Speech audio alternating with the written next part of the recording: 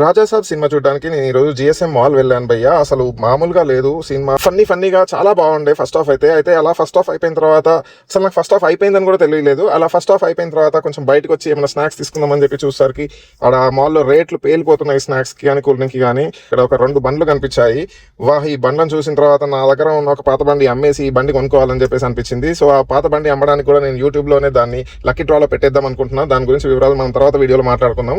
అలా ఆ బండి చూసిన తర్వాత మళ్ళీ సెకండ్ హాఫ్ చూడడానికి అని చెప్పేసి మళ్ళీ లోపలికి వెళ్ళి సెకండ్ హాఫ్ కూడా స్టార్ట్ అయిపోయింది. సెకండ్ హాఫ్ కూడా అంతే ఇంట్రెస్టింగ్ గా సాగుతా ఉంది. చాలా కామెడీగా ఫన్నీగా సాంగ్స్ కూడా చాలా బాగుండే. అంత బాగుండే.